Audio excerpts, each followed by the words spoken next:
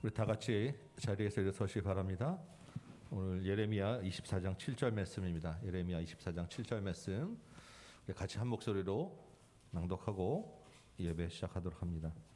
예레미야 24장 7절 말씀 같이 한 목소리로 읽겠습니다. 내가 여호와인 줄 아는 마음을 그들에게 주어서 그들이 전심으로 내게 돌아오게 하리니 그들은 내 백성이 되겠고 나는 그들의 하나님이 되리라. 아멘. 놀라우신 아버지 하나님의 은혜로 우리가 이 자리에 나오게 되었습니다. 우리 안에 하나님 맞는 마음을 심어주시고 우리 안에 예수 그리스도와 성령을 보내주셔서 주님 자녀 삼아주시고 하나님의 이름을 높이게 하였사오니 예배 가운데 그 하나님의 은혜를 알게 하여 주옵시고 구원의 기쁨과 감격이 있게 하여 주옵시고 우리 삶 가운데서 하나님을 높일 수 있는 힘 얻어 돌아가는 귀한 시간 되도록 인도하여 주옵소서. 예수 그리스도의 이름으로 기도합나이다. 아멘. 우리 서신처로 사도신경으로 신앙 고백 드리도록 합니다. 나는 전능하신 아버지 하나님 천지의 창조주를 믿습니다. 나는 그의 유일하신 아들 우리 주 예수 그리스도를 믿습니다. 그는 성령으로 잉태되어 동정녀 마리아에게서 나시고 본디오 필라도에게 고난을 받아 십자가에 못 박혀 죽으시고 장사된 지 사흘 만에 죽은 자 가운데서 다시 살아나셨으며 하늘에 오르시어 전능하신 아버지 하나님 우편에 앉아 계시다가 거기로부터 살아있는 자와 죽은 자를 심판하러 오십니다. 나는 성령을 믿으며 거룩한 공교회와 성도의 교제와 죄를 용서받는 것과 몸의 부활과 영생을 믿습니다. 아멘. 앉으시기 바랍니다. 우리 254장 찬송합니다. 254장입니다.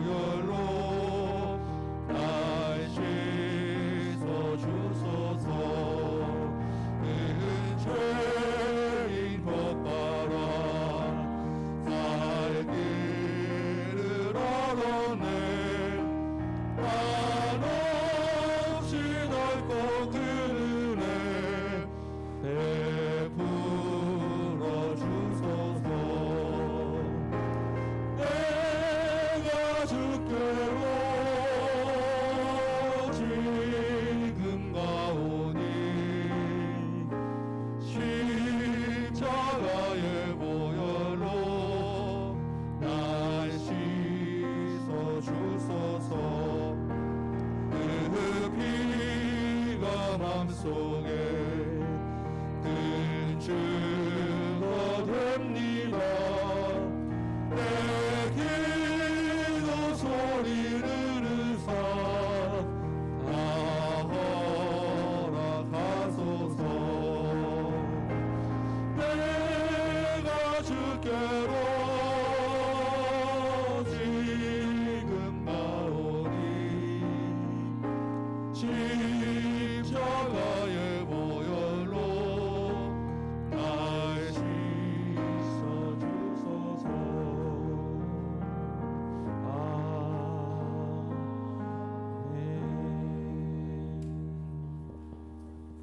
영광과 찬양을 세세 무궁토록 받으시기에 합당하신 여호와 하나님 아버지, 예수 그리스도의 십자가 보혈의 은혜로 하나님 나라 백성 된 저희 믿음의 권속들이 이 시간 구별되이 한자리에 모여 경배와 찬양과 예배를 올려드립니다.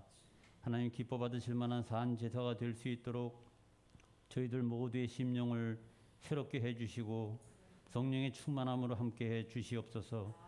지난 한 주간 저희들 세상 속에서 살면서 하나님 마음에 합당하지 못했던 모든 죄악의 모습들 긍휼히 여겨주시고 용서해 주시길 원합니다. 이 땅에 허락하신 저희 모두의 남은 삶이 하나님 마음에 합당한 능력의 삶이 될 수 있도록 믿음을 더해 주시옵소서. 이 땅에 세우신 모든 주님의 몸된 교회들과 주의 종들, 주의 백성들, 어려운 시기에 세계 곳곳에 나가 복음 사역 감당하고 있는 선교사님들 위해 함께해 주시고 통하여 영광받아 주시옵소서. 이 나라 민족을 긍휼히 여겨 주시고 도와주셔서 평화로운 가운데 복음 통일 이루어 주시고 이 땅의 젊은 후손들이 꿈과 비전을 갖고 살며 세계 속의 선한 영향력을 크게 드러내는 능력 있는 나라 될 수 있도록 축복해 주시길 원합니다. 우크라이나 전쟁이 속히 종결될 수 있도록 하나님 도와주시옵소서. 코로나 전염병이 속히 사라질 수 있도록 역사해 주시옵소서. 세계적인 경제난으로 고통받는 자들이 늘어나지 않도록 하나님 도와주시옵소서. 저희 섬기는 다음 교회를 통해서 하나님 큰 영광 받아주시고 믿음의 다음 세대를 온전히 양육할 수 있도록 능력과 지혜를 더해 주시옵소서. 단위에 세우신 목사님, 전도사님에게 영육의 강건함과 믿음의 능력과 지혜를 더해 주시옵소서. 저희 다음 교회에 속한 모든 믿음의 가정들마다 축복해 주시고 모든 기도 제목들 위해 가장 선한 것으로 인도해 주시길 원합니다. 이 시간 단위에 세우신 주의 종을 통해 능력의 말씀 허락해 주셔서 그 말씀 붙들고 한 주간도 승리하게 도와주시옵소서. 예배의 시종을 주님께 의탁하옵고 모든 말씀을 주 예수 그리스도 이름 받들어 감사함을 기울였습나이다. 아멘. 아멘.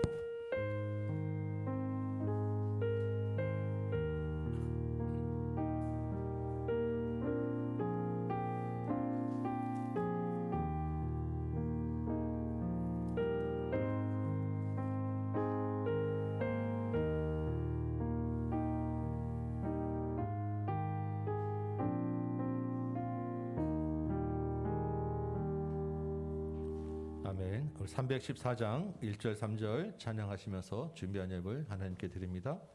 온라인에 계신 분들도 이 시간에 같이 예물에 참여해 주시기 바랍니다.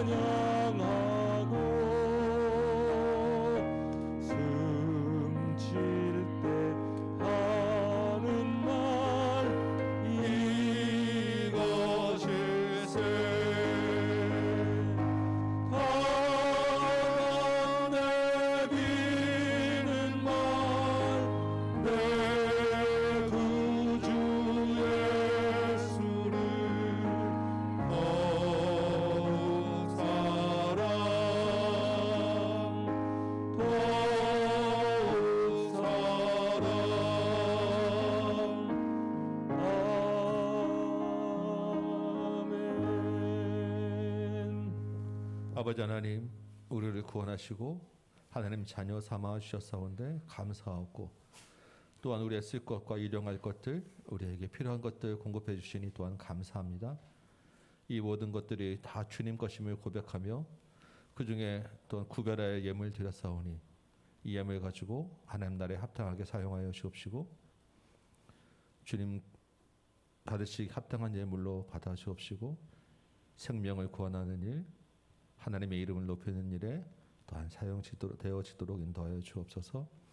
수고하고 애쓰는 모든 생업 위에 손길들 위에 주께서 기억하셔서 은혜 베풀어 주옵시고 주의 자녀들로 인하여 가는 곳마다 형통케 하는 축복이 있게 하여 주옵시며 더 많은 사람, 더 많은 생명 구원하는 은혜를 또 우리에게 허락하여 주옵소서. 감사하고 예수님의 이름으로 기도합나이다. 아멘.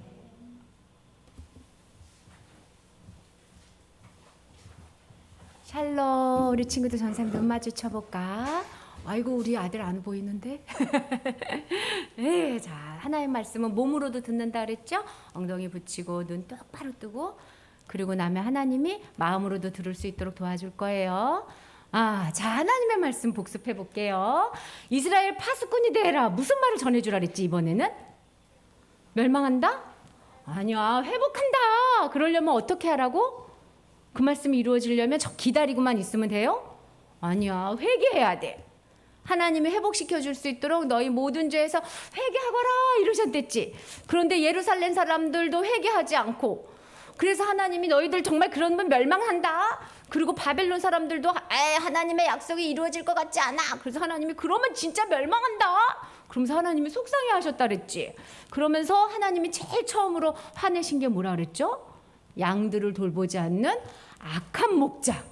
양이 이렇게 막 하고 있는데 하나도 돌봐주지 않는 거예요. 그래서 하나님께서 이제 어떻게 하신다고? 내가 돌볼 거야. 사람한테 부탁하지 않아. 내가 돌볼 거야. 내가 직접 양들을 찾아가고 내가 직접 양들을 데리고 맑은 물을 많이 먹일 거야. 그래서 그 진짜로 우리의 선한 목자가 오신다 그랬었죠. 누구라 그랬더라? 맞았어. 이거 잊어버리면 안 돼. 우리 목자 누구예요? 맞았어. 그래서 무슨 일을 당하면 누구부터 불러야 돼? 사람부터 부르면 안 돼. 예수님! 하고 불러야 돼요. 그런데 예수님이 그래서 우리 양을 괴롭혔던 튼튼한 양, 힘세다고 약한 양 돌보지 않은 거, 그리고 염소, 내 백성 아닌데 내 백성 사이에서 내 백성인 척하고 있었던 거 다 심판할 거야. 그리고 내가 선한 목자 보내줄 거야. 그래서 그 예수님이 십자가에서 돌아가 주셨다 그랬죠. 기억나죠? 그래서 예수님이 직접 돌보는데 어디서 돌보게요? 마음에서 돌본다 그랬잖아. 그래서 구약 성도들은 예수님이 마음에 없었지만 우리는 예수님이 어디에 있다고요? 마음에 있다. 그래서 어려운 일 있으면 마음에 계신 예수님하고 한다 그랬죠. 이번에는 땅의 약속이야. 오늘 이 설교를 준비하는데 선생님 너무 어려웠어요. 이걸 우리 친구들한테 어떻게 전해줘야 되지? 어려워서 기도하다가 잠이 들었는데 눈을 딱 떴는데 하나님이 딱 가르쳐 주신 거야. 이렇게 하면 되겠다. 그래서 전사님이 오늘 아침에 준비하면서 하나님께 너무 감사했거든요. 우리 친구들 잘 들어보세요. 자, 이제 이스라엘은 멸망했어. 그런데 에스겔이 뭐를 전해준다고? 회복할 거예요. 그러니까 이스라엘 백성들이 언제 회복하겠어? 그랬는데 에스겔이 아니에요. 이스라엘 땅은 지금 멸망했지만 하나님이 그 땅을 우리한테 다시 준다고요. 그러니까요, 이스라엘은 멸망하고 에돔은 튼튼한 나라가 됐거든. 에돔은 더 튼튼해졌는데 하나님이 이제 에돔은 멸망할 거야. 그리고 이스라엘은 다시 자기 땅을 줄 거야. 내가 다시 땅을 줄게. 그것은 무슨 뜻이냐면 하나님이 다시 우리의 하나님이 되어주겠다는 약속이에요. 근데 이스라엘 사람들은 어느 세월에 왜 그럴까? 왜냐면 지금 어떤 상황이냐면 이스라엘 땅은 다 무너졌어. 집이 하나도 안 남았어. 세상에 어떻게 되냐면 우리 집이 거지 같은 집이 된 거예요. 근데 그 집에 들어가서 언제 살겠어요? 근데 에돔은 더 큰 부자가 돼가지고 튼튼한 집을 갖고 있는 거야.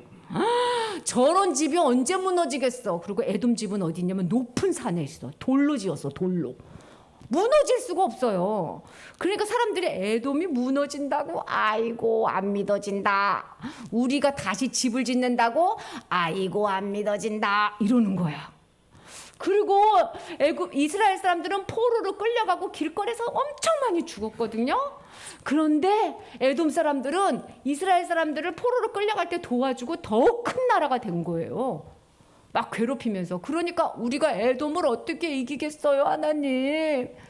그러니까 하나님이 이 이스라엘이 막 멸망해서 불에 탈 때 에돔 사람들하고 다른 이방 사람들이 뭐라 그랬냐면, 이스라엘은 이제 하나님이 안 계신다? 그러니까 이스라엘 저 멸망하는 거 봐. 이스라엘 땅에는 하나님이 안 계셔. 그러니까 우리 이제 그 땅 우리가 갖자. 이렇게 한 거야. 그리고 아이고 이스라엘 신이, 여호와라는 신이 힘이 없어. 자기 신을 바벨론 신한테 뺏겼잖아, 자기 백성을. 이제 이스라엘 땅은 우리 땅이다. 사람들이 그렇게 얘기했다고. 그러니까 하나님이 말씀하시는 거야. 내가 말한다. 여호와가 말씀하시기를 너희가 지금 다 망하고 불에 탔다 그랬지? 내가 그 땅에 없다 그랬지? 그런데 나는 그 땅에 있어. 망하고 막 무너진 그 땅에도 하나님이 딱 계시면서 이 땅 내 거야. 내가 주인이야. 니네 눈에 보기에는 다 망했어도 내가 주인이야. 내가 말한다. 여호와가 말씀하시기를 세상에 7번 8번 말씀하셔. 여호와가 말씀하시기를 에돔 성아, 니네 높은 데서 지금 튼튼한 집을 짓고 살지? 내가 그 집은 안 무너뜨리는데 거기 사는 사람들은 아무도 못 살게 할 거야. 지금 이게 이 사진인데요. 여기엔 아무도 못 살고 동물만 살아. 사람을 못 살게 한다 그랬어. 니네들 다 멸망시킬 거야 라고 이야기하시는 거야. 그런데 이스라엘은 다시 나무가 자라서 열매를 크게 맺는 나라로 만들 거다. 다시 그 나라의 사람들이 아주 많이 살게 할 거야. 다시 그 나라의 짐승들이 많아질 거야. 옛날에 짐승은 지금으로 말하면 돈이에요. 돈. 그러니까 이 나라를 부자로 만들어준다는 거예요. 그러면서 하나님 하시는 말씀이 너희가 돌아와서 이제 집을 짓게 될 거야. 멋진 집도 짓고 멋진 성전도 다시 짓게 될 거야. 그게 누가 하시는 말씀이라고? 여호와가 하시는 말씀이라고. 하나님이 그렇게 말씀하신다고. 그러니까 사람들이 듣고 뭐라 그랬을까? 얘들아, 지금은 이렇지만 나중에는 이렇게 되는 거야. 그럼 봐봐. 지영이 잘 보세요. 1번처럼 돼야 돼? 2번처럼 해야 돼? 이 말씀 듣고. 1번. 믿으면 어떻게 되지? 우와! 이렇게 되는데 안 믿어지면 어떻게 되지? 아멘. 이렇게 되는 거야. 아멘! 이렇게 안 되고 아멘. 그럼 하나님이 믿음이 없네. 이러는 거야. 뭐가 믿음이 없는 건 줄 알아요? 바로 눈으로 보는 걸 믿는 거예요. 우리 친구들 이거 속으면 안 돼. 눈으로 보는 건 어떻게 됐어? 다 멸망했어. 그런데 하나님의 말씀은 뭐라 그래요? 성전을 다시 지을 거야. 그거는 뭘 믿는 거야? 선지자를 통해서 주시는 하나님의 말씀을 믿는 거야. 뭐를 믿어야 돼요, 지영 씨? 예나 씨? 선지자 하나님 말씀을 믿어야 되는 거야. 하나님 말씀. 믿음은 눈으로 보는 걸 믿는 게 아니라 말씀을 믿는 게 믿음이에요. 자, 봐요. 예수님이 십자가에 돌아가셨죠? 예수님이 부활하셨다 그랬어요. 예수님 지금 어디 계시다 그랬지? 우리 마음속하고 하늘에 계시댔어. 본 사람 손 들어봐. 눈으로 봤어요. 나 예수님 십자가 못 박혀서 피 뚝뚝 흘리는 거, 하늘에 계시는 거 눈으로 본 사람이 눈으로 아무도 없어. 믿음은 눈으로 보는 걸 믿는 게 아니에요. 그건 믿음이 아니에요. 말씀을 믿는 거야. 말씀을. 눈으로 볼 때는 나쁜 사람들이 되게 잘 살아. 근데 하나님 뭐라는 줄 알아요? 내가 어느 날 다 심판할 거야. 내 백성을 내가 다 구원할 거야. 이 말씀을 믿는 게 믿음이에요. 근데 사람들이 이 말씀을 잘 믿을까? 처음부터? 안 믿어요. 전도사님도 잘 안 믿어줬어요. 눈으로 보는 게 더 믿어줬어요. 그래서 어떤 일이 벌어지냐면 어렵고 힘든 일이 많나. 어렵고 힘들 때 하나님이 뭐라고 말씀하시냐면 잘 들어봐요. 믿어라. 믿어. 어렵고 힘든 건 네 눈으로 보는 거야. 믿어. 공부하다가 어려워. 나는 하나님 공부 너무 못하는 바보 같아요. 친구들이랑 어려워. 하나님 나는 나쁜 아이 같아요. 엄마랑 있을 때 하나님 나는 정말 속상해요. 나는 별로인 것 같아요. 이거 눈으로 보는 거예요. 하나님이 뭐라고 말씀하셨지? 말씀에 너는 내 딸이야. 너는 내 아들이야. 믿음의 눈으로 봐야지. 그래서 그때마다 뭐라고 얘기해야 되냐면 하나님 내 눈으로 보는 거 아니고요. 주님을 내 주인으로 맞아서 주님이 뭐 보는 눈으로 나를 볼게요. 자 보자. 유주씨. 주님이 유주를 어떻게 보세요? 이렇게 봐. 이렇게 봐. 이렇게 보지. 유주는 유주를 어떻게 봐요? 지금 이렇게 보다가 이렇게 보다 막 이러죠. 그 믿음이 어려울 때 믿음이 자라는 건 이게 더 점점 많아지는 거예요. 근데 죽을 때까지 이게 없어지지는 않더라고. 전사님 해보니까. 근데 이걸 자꾸 없애는 거야. 믿음으로 보는 거야. 믿음으로. 하나님이 나하고 함께 하신다. 하나님이 내 주인이시다. 하나님이 다 해주실 거다. 나는 뭐만 하면 돼요? 순종하면 돼요. 우리 친구도 잊지 마세요. 순종하는 거야. 책임지는 게 아니라. 공부 열심히 해야지. 그거 순종하는 마음으로 하는 거예요. 친구랑 사이좋게 지내야지. 순종하는 거야. 잘 되려고 하는 게 아니야. 우리 친구들 생각해보자. 가슴에다 손 이렇게 얹고 눈을 크게 떠보세요. 눈을 툭 떠서 눈 깜빡깜빡해. 하나님 나 이 눈으로 보는 거 말고 가슴에 손 두들기면서 믿음으로 볼게요. 하나님한테 말해요. 눈으로 말고 믿음으로 볼게요.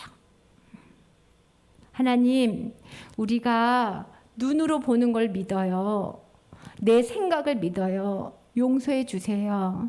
이제부터는 말씀에서 하시는 걸 믿게 해주세요. 어렵고 힘들 때 눈으로 보지 말게 하시고 믿음으로 볼 수 있는 훈련을 날마다 잘하게 해주세요.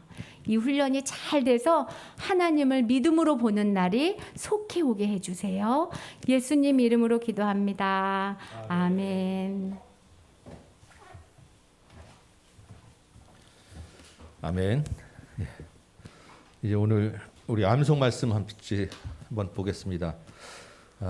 오늘은 에스겔 36장 25절에서 27절까지 세 절 말씀을 좀 외워보려고 합니다. 한 절도 쉽지 않은데 세 절이죠. 한 절을 좀 고르하다가 너무 또 다 귀한 말씀이고 해서 세 절을 다 외우지 못할 것 같고 세 절 다 같이 읽도록 하겠습니다. 10번 읽을 거예요. 10번.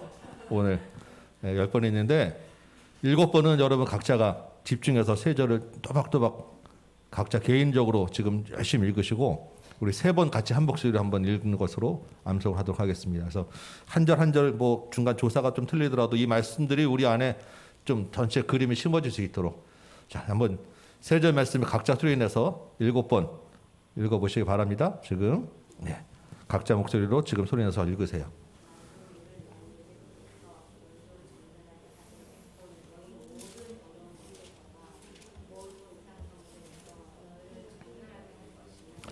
맑은 물을 너희에게 뿌려서 너희를 정결하게 하되 곧 너희 모든 더러운 것에서와 모든 우상 숭배에서 너희를 정결하게 할 것이며 또 새 영을 너희 속에 두고 새 마음을 너희에게 주되 너희 육신에서 굳은 마음을 제거하고 부드러운 마음을 줄 것이며 또 내 영을 너희 속에 두어 너희로 내 윤례를 행하게 하리니 너희가 내 규례를 지켜 행할지라.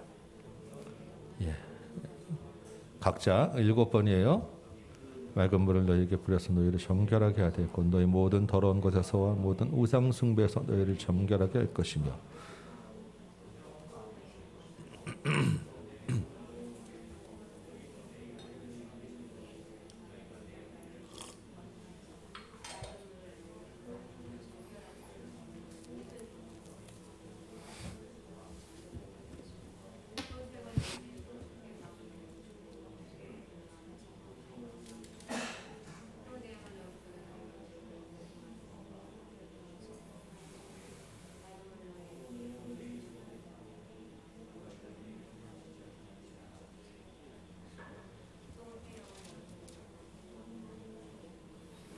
맑은 물을 너희에게 뿌려서 너희를 정결하게 하되 곧 너희 모든 더러운 것에서와 모든 우상 숭배에서 너희를 정결하게 할 것이며 또 새 영을 너희 속에 두고 새 마음을 너희에게 주되 너희 육신에서 굳은 마음을 제거하고 부드러운 마음을 줄 것이며 또 내 영을 너희 속에 두어 너희로 내 윤례를 행하게 하리니 너희가 내 규례를 지켜 행할지라.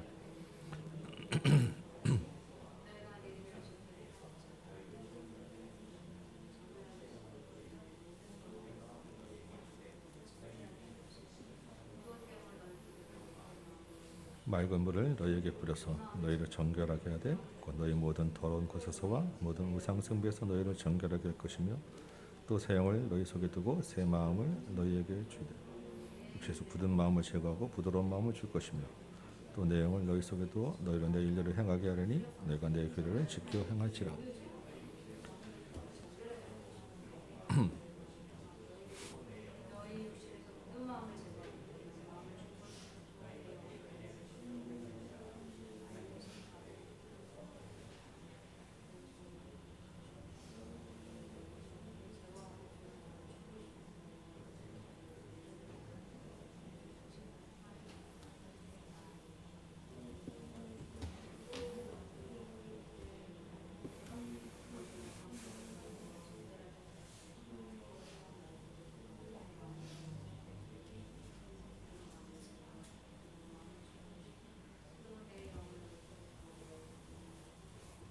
자, 이제 거의 다 읽으셨죠?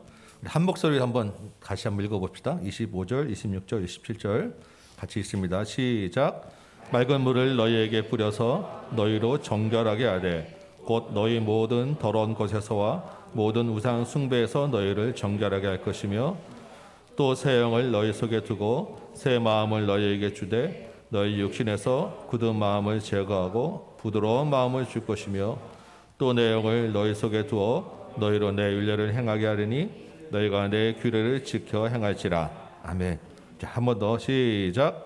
맑은 물을 너희에게 뿌려서 너희로 정결하게 하되 곧 너희 모든 더러운 것에서와 모든 의상 숭배에서 너희를 정결하게 할 것이며 또 새 영을 너희 속에 두고 새 마음을 너희에게 주되 너희 육신에서 굳은 마음을 제거하고 부드러운 마음을 줄 것이며 또 내 영을 너희 속에 두어 너희로 내 율례를 행하게 하리니 너희가 내 규례를 지켜 행할지라. 아멘. 자, 우리 마지막 한 번만 더 같이 읽는 것으로 암송을 마칩니다. 준비되셨죠? 시작.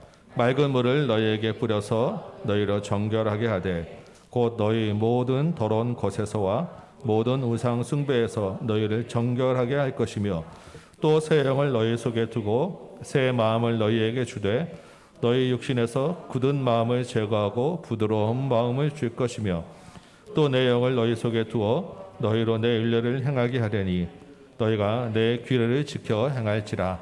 아멘. 예. 한번 자리에서 일어서 볼까요? 오늘 우리에게 주시는 하나님의 말씀 같이 봅니다. 오늘 에스겔 36장 22절에서 28절까지 말씀 제가 읽도록 하겠습니다. 22절에서 28절까지입니다. 그러므로 너는 이스라엘 족속에게 이르기를 주 여호와께서 이같이 말씀하시기를 이스라엘 족속아 내가 이렇게 행함은 너희를 위함이 아니요 너희가 들어간 그 여러 나라에서 더럽힌 나의 거룩한 이름을 위함이라. 여러 나라 가운데서 더럽혀진 이름 곧 너희가 그들 가운데서 더럽힌 나의 큰 이름을 내가 거룩하게 할지라.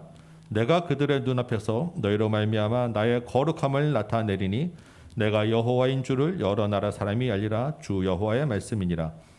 내가 너희를 여러 나라 가운데서 인도하여 내고 여러 민족 가운데서 모아 데리고 고국 땅에 들어가서 맑은 물을 너희에게 뿌려서 너희로 정결하게 하되 곧 너희 모든 더러운 곳에서와 모든 우상 숭배에서 너희를 정결하게 할 것이며 또 새 영을 너희 속에 두고 새 마음을 너희에게 주되 너희 육신에서 굳은 마음을 제거하고 부드러운 마음을 줄 것이며 또 내 영을 너희 속에 두어 너희로 내 율례를 행하게 하리니 너희가 내 규례를 지켜 행할지라. 내가 너희 조상들에게 준 땅에서 너희가 거주하면서 내 백성이 되고 나는 너희 하나님이 되리라. 아멘. 앉으시기 바랍니다. 오늘 이 말씀 가지고 거룩한 이름이라고 한번 제가 제목을 붙여봤습니다. 오늘 36장 16절에서 38절까지 말씀 같이 한번 여러분과 나누려고 합니다. 우리가 지금 몇 주 동안 에스겔의 회복의 말씀을 계속해서 보고 있습니다. 내 양을 먹이고 내 양이라 하시고 하나님의 통치, 주권 회복에 대한 말씀을 한번 우리가 2주 전에 나눴었고요.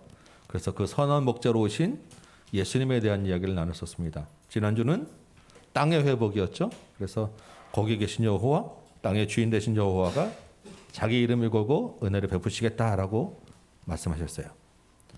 그래서 지난주에도 역시 그 하나님의 은혜로 오신 예수님을 같이 나눴었습니다. 그래서 우리가 영토 국민 주권, 이 국가 3요소 중에서 이제 마지막 국민에 해당되는 사람의 회복에 대한 말씀, 백성의 회복에 대한 말씀을 오늘 이제 우리가 같이 나눌 거예요. 오늘 이 말씀은 이 에스겔의 회복의 말씀 중에서도 정말 에스겔의 새 언약이라고 할 수 있는, 복음 중에 복음이라고 할 수 있는 가장 핵심적인 말씀이에요. 마틴 로이드 존스라고 하는 20세기 최고의 강해 설교자로 꼽히는 분이 있어요. 이 목사님이 이 오늘 우리가 나눌 이 36장 16절에서 38절 요 본문만 가지고 무려 14주를 연속해서 강해 설교를 하신 적이 있어요. 그만큼 이 본문이 아주 복음의 그 핵심 정수를 담고 있는 말씀이다라고 하는 것입니다. 그래서 저도 그동안 참 죽을 많이 썼는데 오늘 본문만큼은 내가 좀 잘 살려보리라 하고 굳은 마음을 가지고 애를 많이 썼습니다.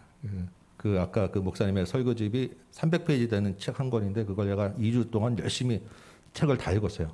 그리고 오늘 어느 때보다도 오늘 이 본문 말씀을 정말 수십 번도 더 읽고 붙잡고 잘 살보리라고 애썼는데 어제 내린 결론은 역시 나는 안 되는구나 였어요. 이유가 있었어요.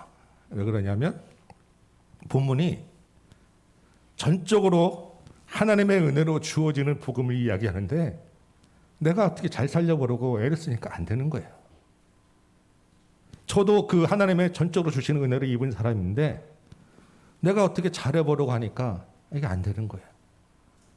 오늘 16절 시작 말씀이 뭐라고 되어 있죠? 아까 어린 설교에도 나왔지만 여호와의 말씀이 또 에스겔에게 임하였다 이르시되. 다른 본문도 마찬가지지만 특히 에스겔서에는 매 단락 시작할 때마다 여호와의 말씀이 임하셨다. 여호와께서 말씀하셨다. 주 여호와가 말씀하셨다.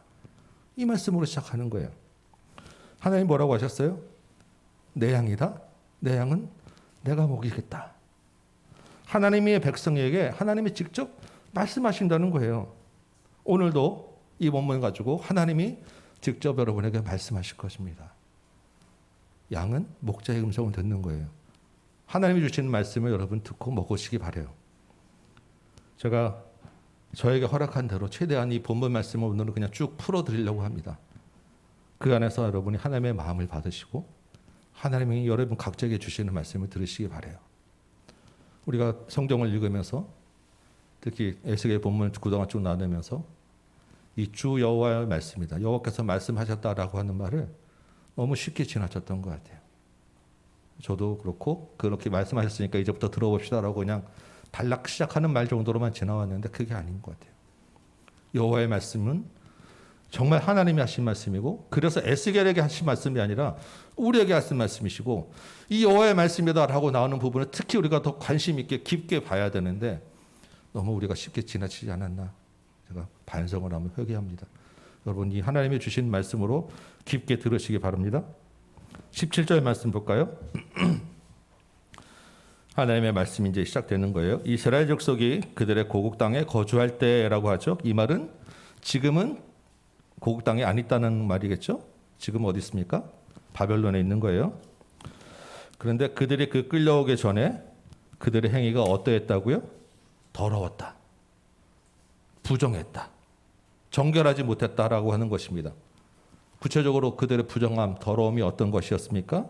크게 두 가지를 얘기하는 거예요. 18절이죠. 그동안 쭉 에스겔에서 말씀드렸던 것입니다. 하나는 땅 위에 피를 쏟았다라는 것이고 또 하나는 우상 숭배였어요. 땅 위에 피를 쏟았다라고 하는 것은 앞에서는 피 흘린 성읍이었다라고 했었죠. 사람과의 관계에서 일어나는 여러 가지 각종 악한 일들, 범죄한 일들을 말하는 거예요. 사람과의 관계에서 공의와 정의가 사라지고 억압과 착취와 폭력이 일삼는 그런 성읍이 되었다라는 것입니다. 두 번째로 우상 숭배라는 것은 영적으로 타락했다는 것이죠. 하나님과의 관계에서 그 관계가 깨졌다라는 것입니다. 그러면 어떻게 되는 거예요? 결국 이스라엘 백성이 십계명을 어겼다라는 것입니다. 하나님의 주신 율법을 다 어겼다라고 하는 거예요. 그 결과가 어떻게 됐습니까? 하나님의 심판을 받아서 여러 나라에 흩어지게 되고 지금 여기 바벨론으로 포로로 끌려오게 되었습니다. 이것이 에스겔 1장부터 쭉 진행되었던 하나님이 주시는 그 심판의 메시지의 간결한 요약이에요. 이 두세 줄 안에 그 말씀이 다 들어있는 것입니다. 그런데 20절 보니까 이 이스라엘 심판받은 것에 대하여 다른 각도로 말씀을 하나 더 하시는 거예요. 무슨 말입니까? 그 흩어진 여러 나라에서 하나님의 거룩한 이름이 더럽혀졌다라는 것입니다. 그래서 사람들이 이스라엘 보면서 이들은 여호와 백성이라도 여호와의 땅에서 떠난 자라 한다라는 것입니다. 무슨 말이에요? 이스라엘 백성들 쫓겨난 것을 보면서 여호와의 신이 별게 아니네. 자기 백성도 못 지키네. 여호와 신이 바벨론 신보다도 못한 신이네. 이렇게 수군거리고 조롱하고 비방한다는 것입니다. 손가락질한다는 얘기예요. 그러면 어떻게 됩니까? 하나님의 명예가 떨어지고 하나님의 평판이 나빠지고 하나님의 이름이 높아져야 되는데 조롱받는 이름이 되었다라는 것이죠. 21절에 그러나 여러 나라에서 더럽힌 내 거룩한 이름을 내가 아꼈도다라고 이야기합니다. 아꼈도다라고 하는 말은 불쌍히 여겼다라는 말이에요. 하나님이 자기 이름이 더럽혀진 것을 두고 자기가 스스로 불쌍히 여겼다. 이거 좀 무슨 말인가 좀 얼른 와닿지 않으시죠? 하나님이 자기 이름이 더럽혀지는 것을 그대로 두지 않고 하나님이 스스로 회복시키겠다라고 하는 말입니다. 그래서 22절 보니까 하나님이 이스라엘 족속에게 이렇게 행할 것이다 라고 하는 것입니다. 자기 이름을 회복시키기 위하여 이렇게 행할 것이다. 이렇게는 어떻게 해요? 뒤에 이제 나오는 구절들인데 우리가 대강 내용은 알 수 있죠? 하나님이 회복시켜 주신다는 말씀 아니겠어요? 그런데 그 하나님의 그 이렇게 행할 것이다 회복시켜 주는 게 이스라엘 때문이 아니라 무엇 때문이라고요? 하나님의 거룩한 이름을 위하여 그 여러 나라들에게 내가 여호와인 줄 알게 하기 위해서 하나님이 이렇게 행하시겠다라는 것입니다. 한마디로 하나님의 명예 회복을 위해서 하나님의 그 상한 자존심 회복을 위해서 이스라엘을 회복시켜 주시겠다라는 것입니다. 물론 이스라엘은 무시해서 이스라엘은 아무것도 아니야 이게 아니라 하나님이 지금 이렇게 회복시켜주는 가장 큰 우선적인 즉 1차적인 목적은 여호와의 이름의 명예를 회복시키는 것에 있다라는 거예요. 여러분 한번 생각해 보시기 바랍니다. 하나님이 도대체 왜 그렇게 자기 이름에 자기 평판에 대해서 이렇게 집착하시는가? 하나님이 자기 이름이 그렇게 높아지는 것에 왜 이렇게 목숨 걸고 이렇게 집착하시는 것처럼 보이시냐라는 것입니다. 하나님이 그렇게 이기적인 분이신가? 하나님이 그렇게 권위적인 분이신가? 우리가 이렇게 생각이 될 수 있어요. 여러분 하나님은 어떤 분이십니까? 하나님은 창조주죠.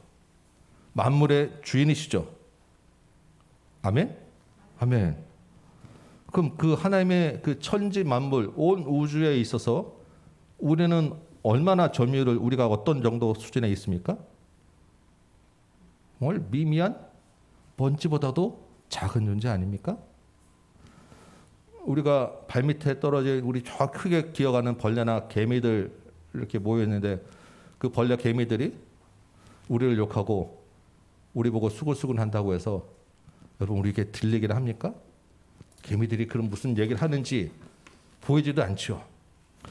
온 우주에서 하나님의 그 창조물 안에서 우리의 위치는 그보다도 작은 존재입니다. 정말 그거보다 훨씬 아무것도 아닌 거예요. 그렇지 않아요? 그런데 왜 하나님이 그 작은 존재에서 나오는 말에 대해서 자기 이름에 대해서 왜 이렇게 집착하느냐라는 것입니다.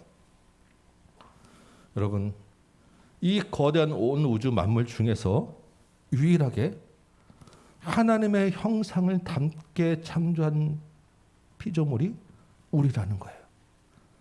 이 거대한 이 온 우주 만물에서 영을 불어넣으신 것이 우리 사람밖에 없다는 것입니다. 아주 특별하게 창조하신 피조물이라는 거예요. 하나님이 왜 우리 인간에게 그렇게 특별한 창조를 허락하셨냐는 것입니다. 뭐예요? 우리와 함께 지내기 위해서, 우리와 함께 하시려고, 우리와 함께하는 임마누엘 안식을 위해서 하나님이 그렇게 특별하게 창조하신 것입니다.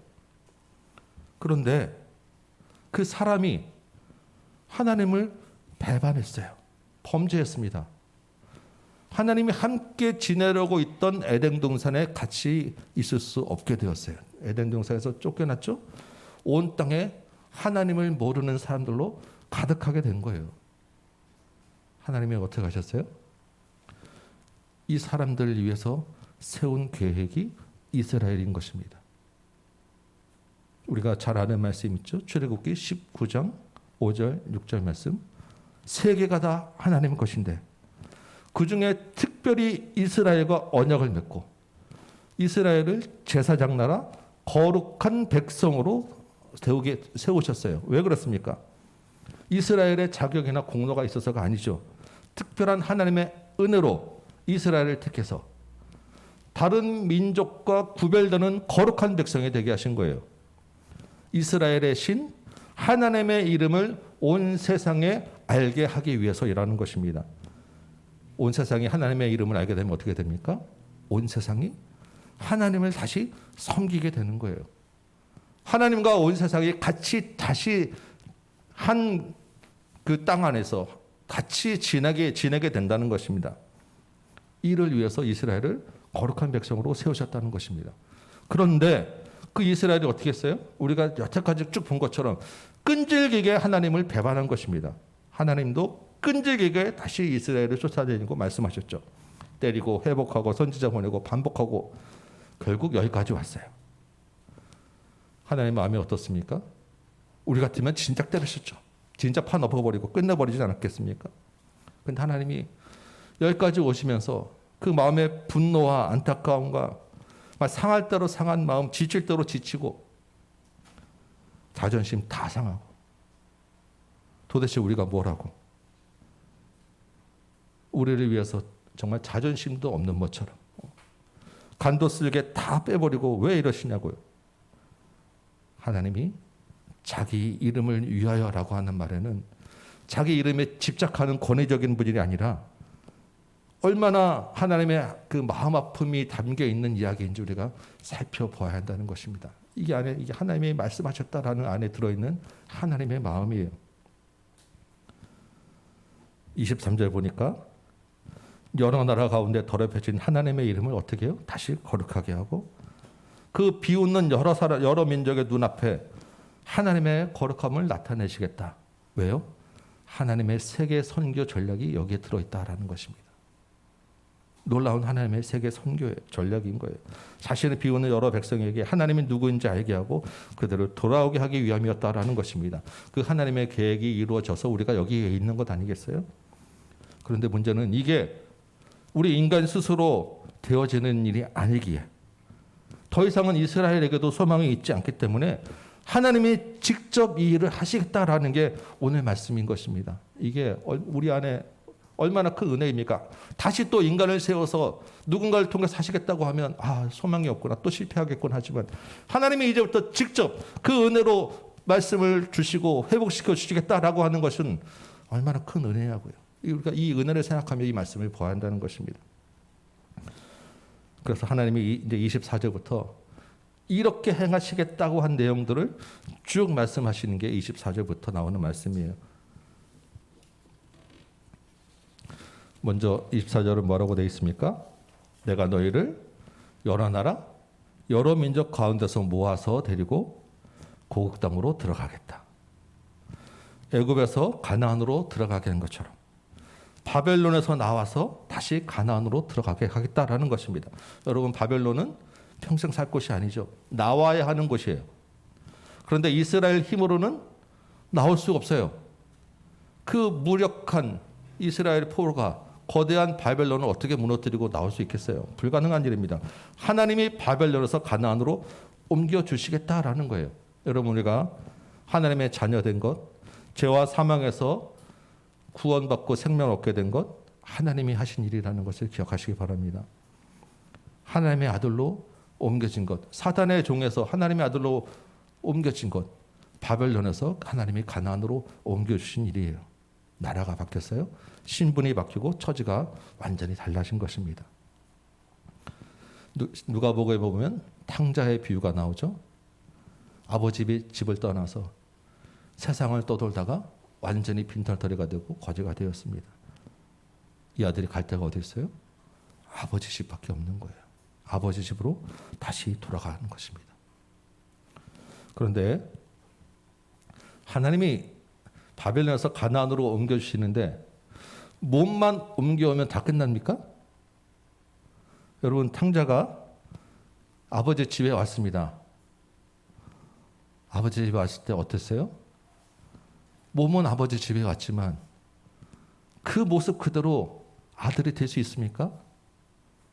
완전 거지 발기진 거지 뭐라 하잖아요. 아버지가 그 아들을 보고 제일 먼저 무슨 일을 했습니까? 그 옷을 벗기고 새 옷을 갈아입히고 몸도 싹 씻기고 새 신발에 새 가락지를 끼워준 거예요. 25절에 그래서 우리가 읽은 말씀이 이스라엘 백성들에게 맑은 물을 뿌려서 정결하게 더러운 것, 우상 숭배한 것 다 정결하게 해주신다는 것입니다. 에스겔은 직업이 뭐였어요? 제사장이었죠. 맑은 물을 뿌리는 것은 구약율법에 정결하게 하는 의식이에요. 에스겔이 자기 직업병입니다. 이 표현 자체가. 구약율법에 보면 암송아지를 잡아다가 그걸 태워요. 그 죄를 모아서 물에다가 섞어가지고 물에다가 몸에다가 뿌리게 하는 의식이 있습니다. 그럼 죽은 사람 시체 만지고 이렇게 부정하게 된 사람들 이렇게 집 밖에 있다가 들어올 때 그렇게 해서 정결하게 한 다음에 들어오는 거예요. 하나님이 맑은 물을 뿌려서 이스라엘 백성들 옷에 있는 몸에 있는 죄 문제를 해결시켜 주시겠다는 거예요. 깨끗하게 씻겨 주신다는 것입니다. 하나님의 백성으로 돌아오게 하려면 먼저 죄를 벗어버려야 돌아올 수 있다는 것이에요. 그래서 하나님이 죄의 옷을 벗겨주시고 새 옷을 입혀주시겠다라는 것입니다. 그런데 여러분, 이 죄라는 게 좀 복잡해요.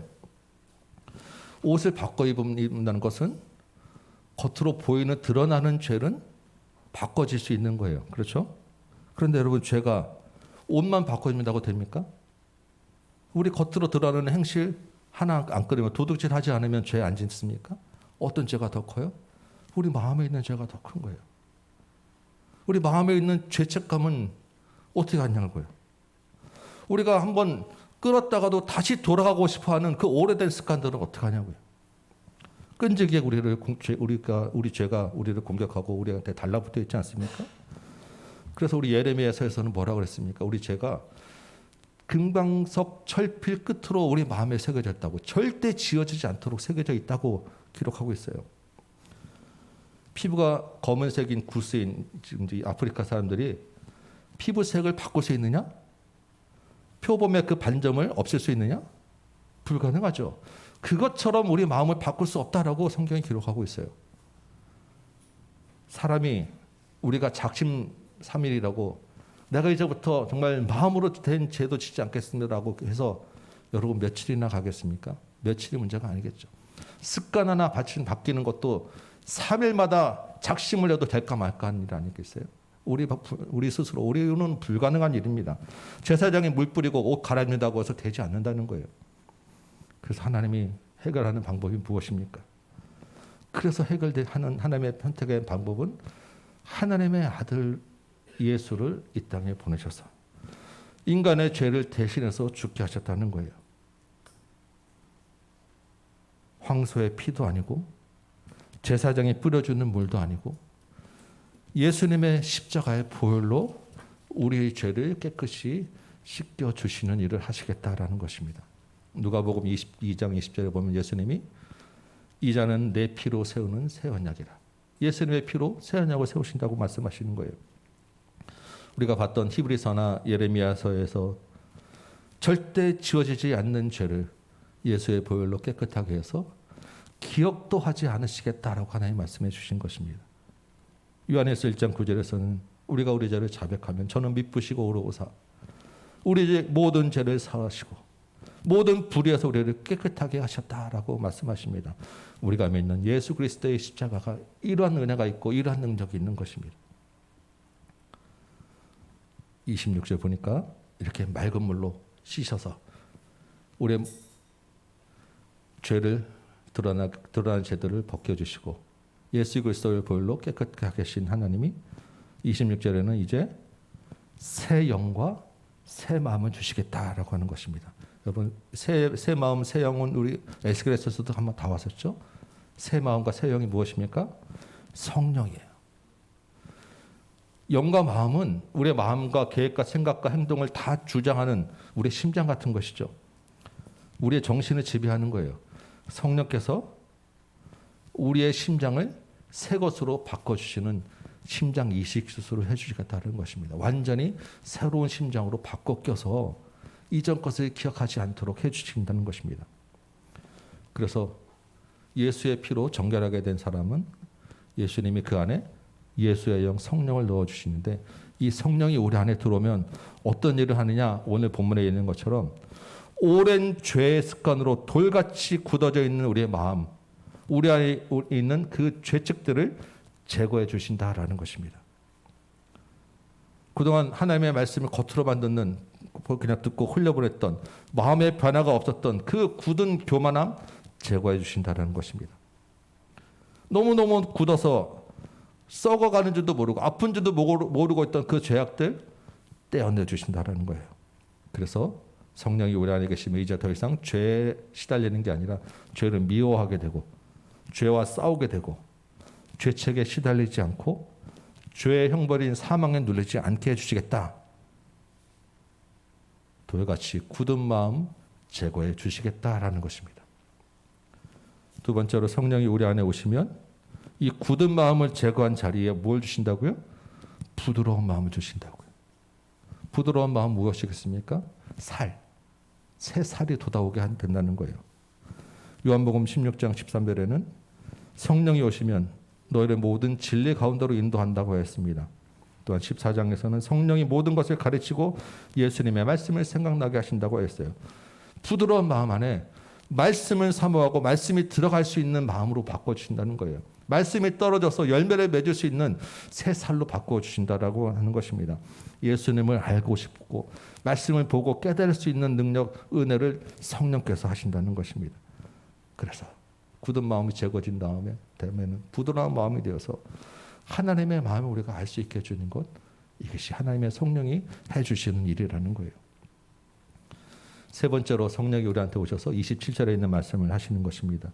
뭐라고 되어 있습니까? 하나님의 율례와 규례를 지켜 행하게 된다. 죄의 오래된 굳은 마음을 제거하고 말씀이 들어와서 열매를 맺게 되면 그 말씀대로 지켜 행하게 되면서 말씀대로 살 수 있게 된다는 것입니다. 누가? 성령께서 일을 하시는 거예요. 그래서 성령이 우리 안에 있는 증거는 드러나는 성령의 열매로 알 수 있게 되는 것입니다. 성령의 9가지 열매, 우리 갈라디아서 있지 않습니까?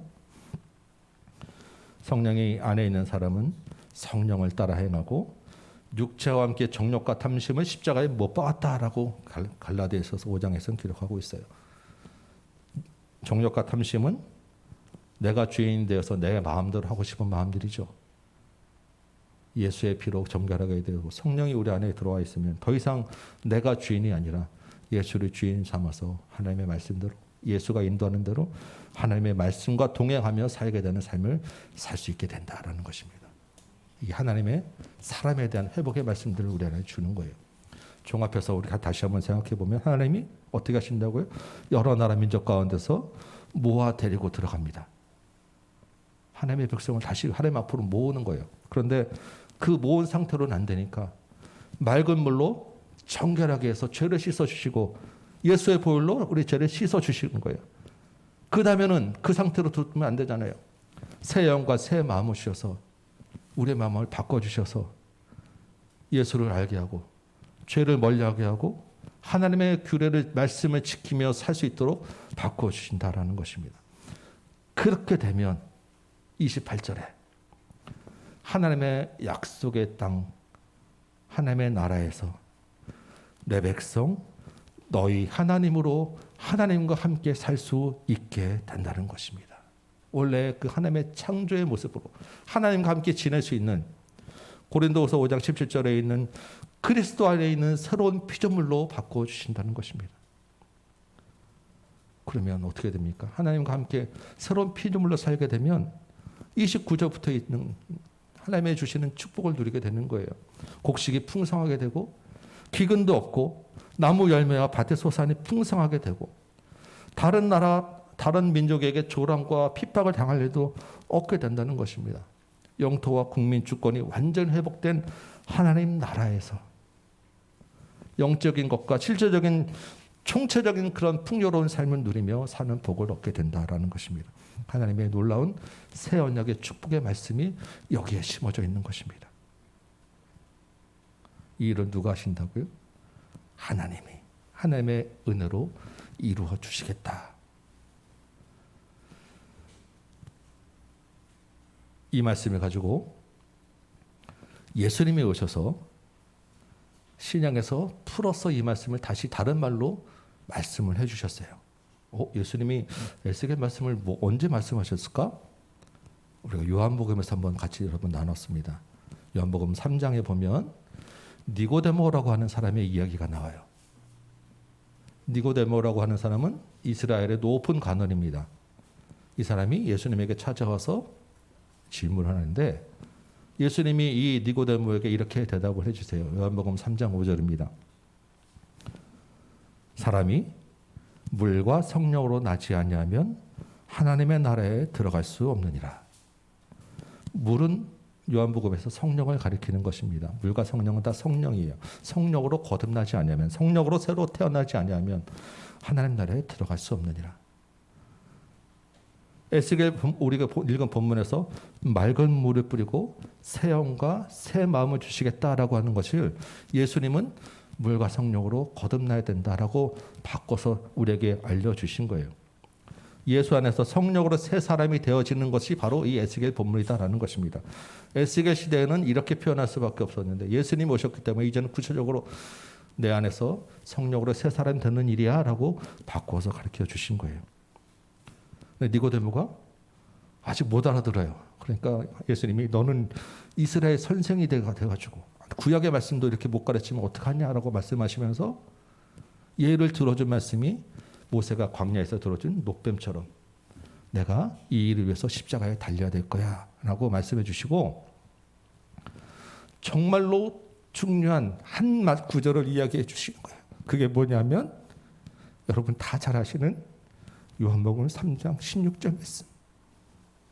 하나님이 세상을 이처럼 사랑하사 독생자를 주셨으니 이는 누구든지 멸망하지 않고 구원을 얻게 하고 영생을 얻게 하려 하심이라는 말씀을 여기에 주신 것입니다. 이 말씀이 오늘 읽은 바로 이 에스겔 말씀을 바꿔주신 거예요. 하나님이 이 세상을 이처럼 사랑하셨어요. 왜? 자기 이름을 걸고 자기와 함께 지내려고 창조하셨기 때문에. 근데 이 세상이 하나님 앞에 돌아오지 않게 되었잖아요. 그래서 하나님이 하신 방법이 뭐예요? 자기 이름을 거룩하게 회복시키겠다. 하나님이 세상을 이처럼 사랑하셨다라는 말씀이 에스겔에는 내가 내 이름을 다시 회복시키겠다라고 하는 표현으로 나타나는 것입니다. 하나님의 고집스러운 그런 권위적인 말씀이 아니라 하나님이 세상을 이처럼 사랑하셨다라는 말이 바로 그 말인 거예요.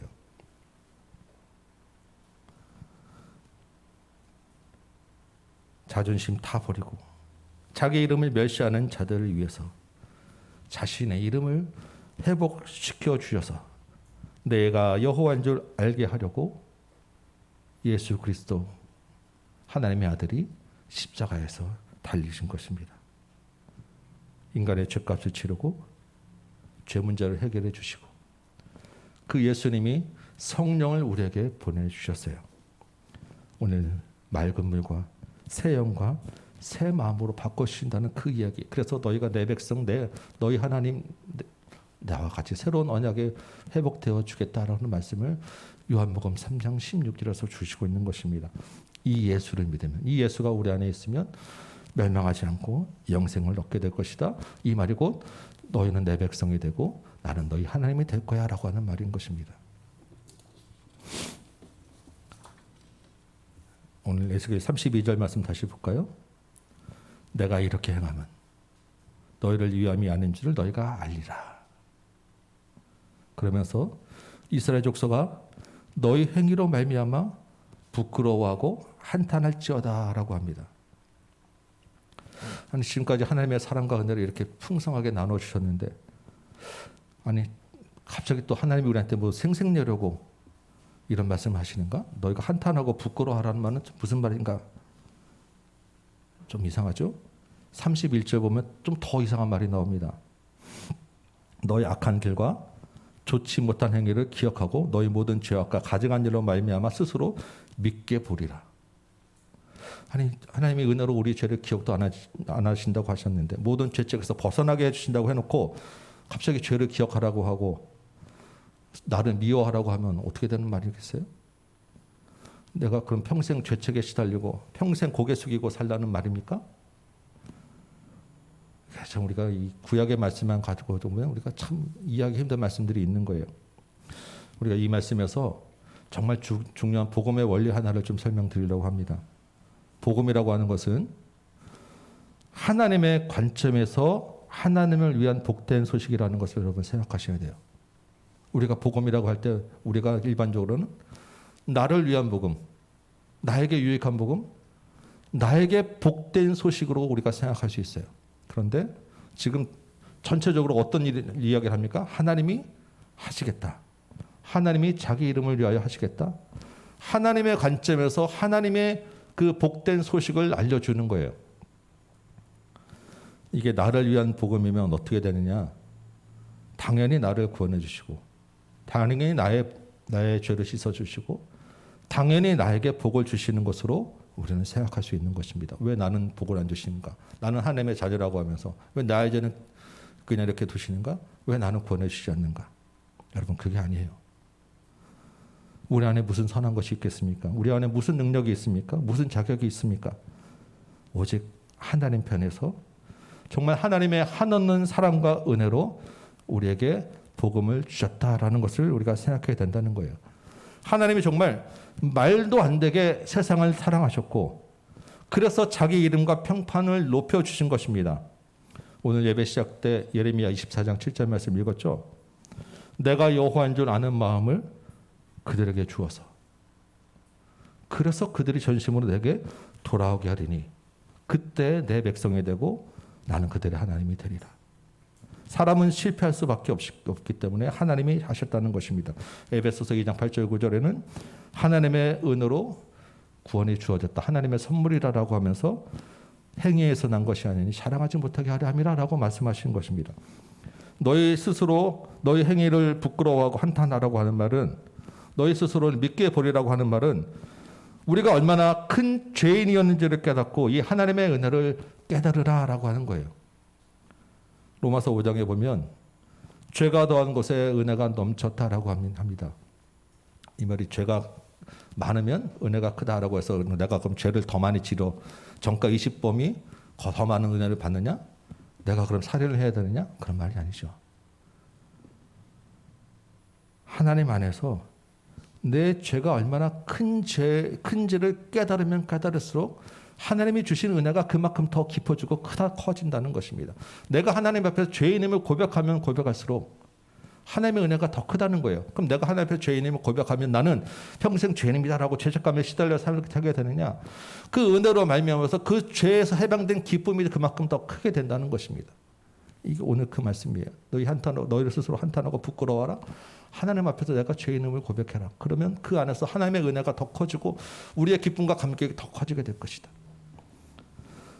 자신의 죄를 깊이 깨달을수록 더 큰 은혜를 경험하게 된다는 것입니다. 내가 예수님을 닮아가면 닮아갈수록 나의 믿음이 자라면 자랄수록 나를 인정받고 내 믿음이 이만큼이라고 자랑하는 게 아니라 나는 죄인입니다라고 하는 세리의 기도를 하게 된다는 것입니다.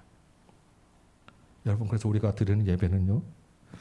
정말 겸손하게 하나님 앞에 엎드리는 하나님의 이름을 높이는 예배가 되어야 합니다.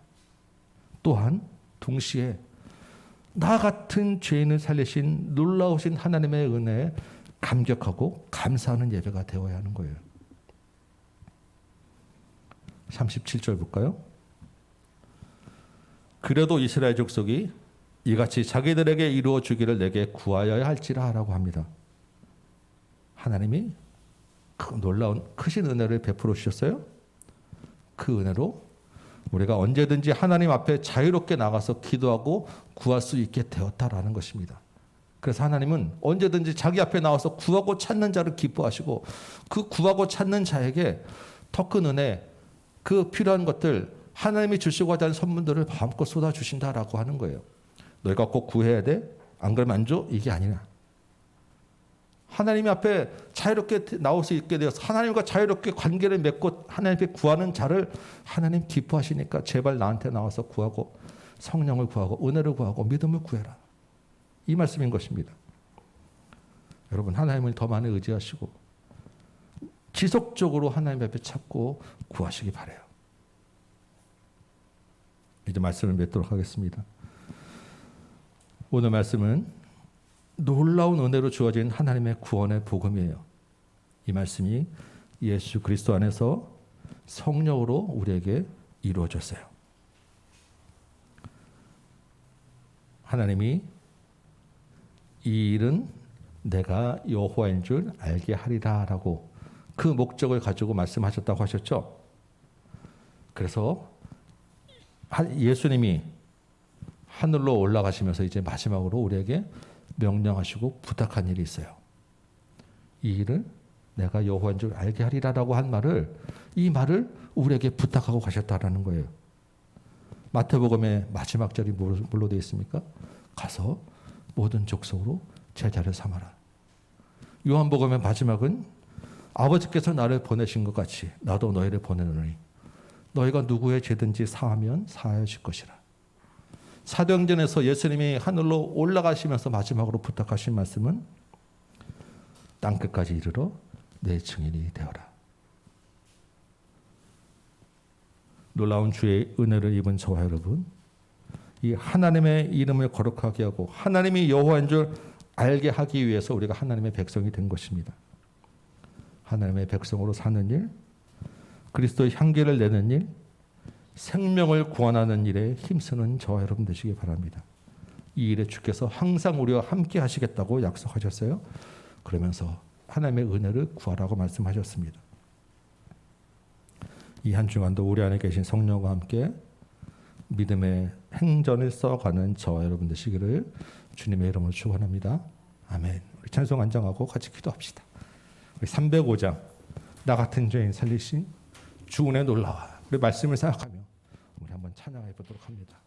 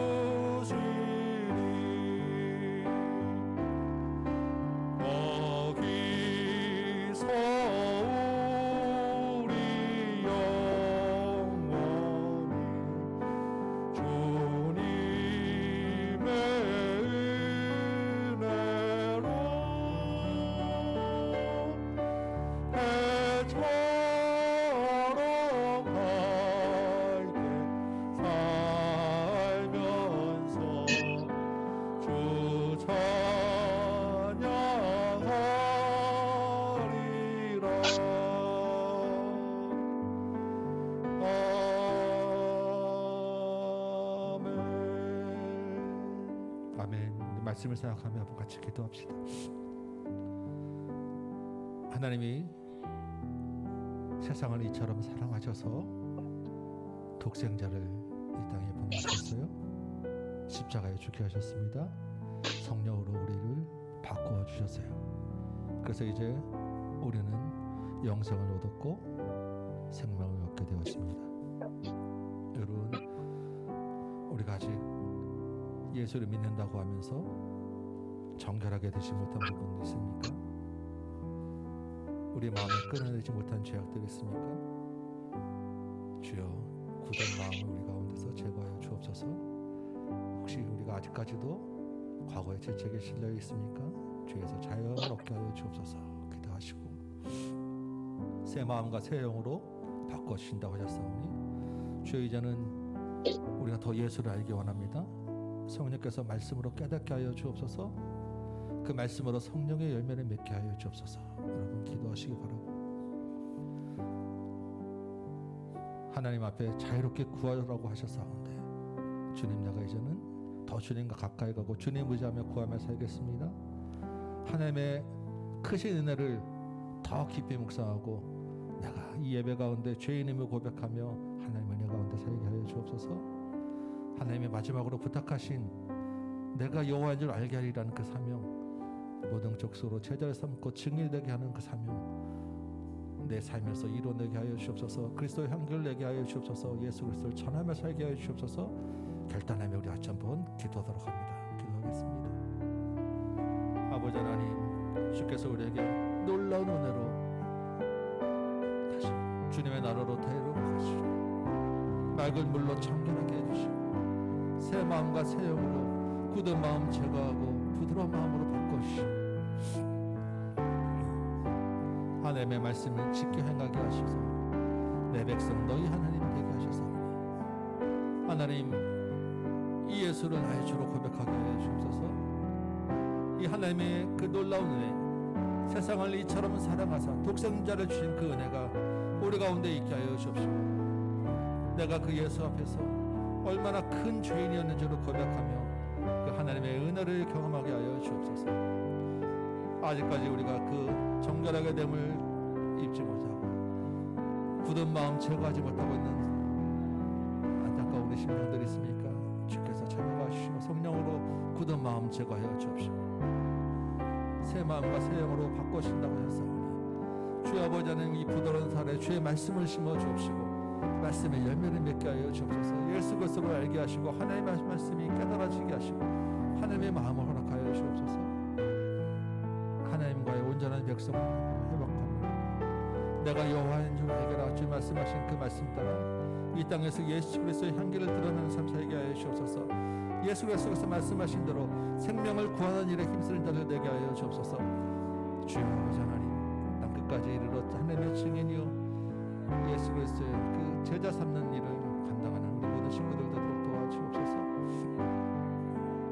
날마다 삶 가운데서 더욱더 하나님을 의지하게 하시고 하나님 앞에 자유롭게 구하게 하여 주옵시고 지속적으로 믿음으로 하나님께 나아가는 우리 모든 산책자, 우리 다음 교회 식구들을 도와주옵소서.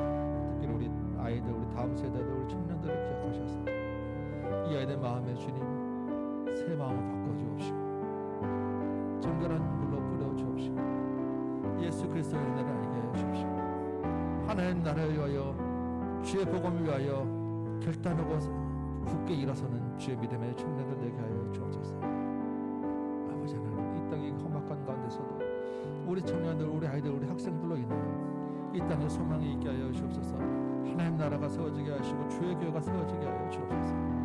이 백성들에게 은혜를 더하여 주옵소서. 이 모든 것이 하나님의 은혜로 된 줄 믿습니다. 하나님께서 작정하시고 계획하시고 하시는 줄 믿사오니 주의 아버지 하나님 믿음으로 반응하는 우리 모든 다음 교회 식구들로 은혜 주옵소서.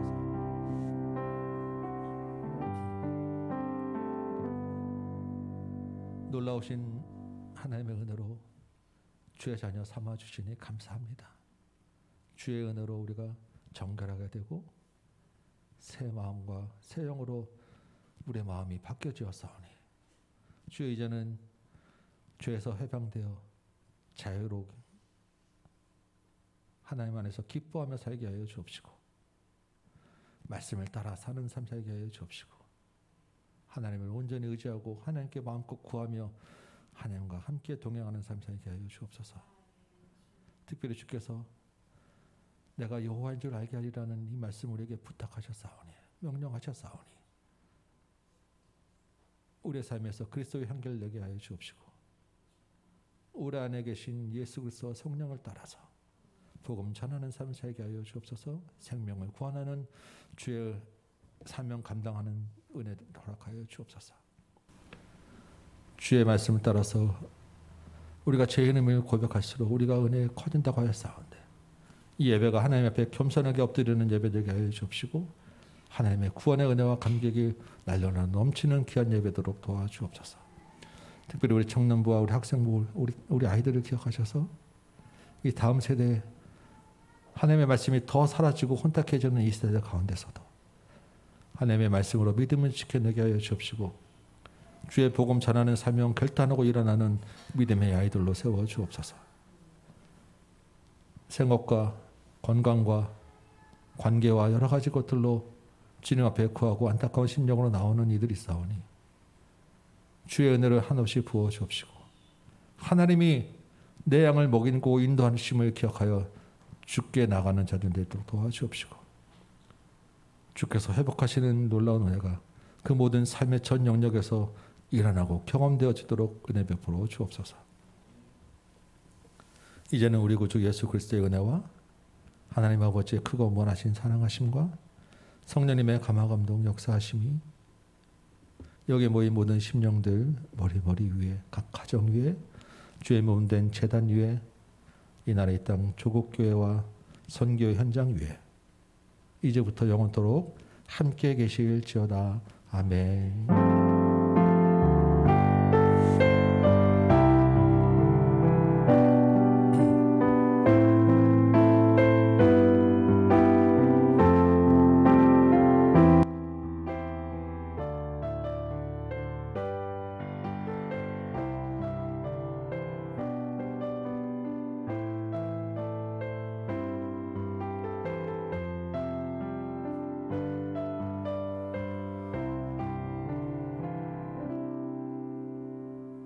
아멘. 네, 예배를 마쳤습니다. 네, 오늘 광고 말씀이 좀 많아서 줌에 계신 분들도 좀 광고 중요한 광고 다 듣고 돌아가시기 바랍니다.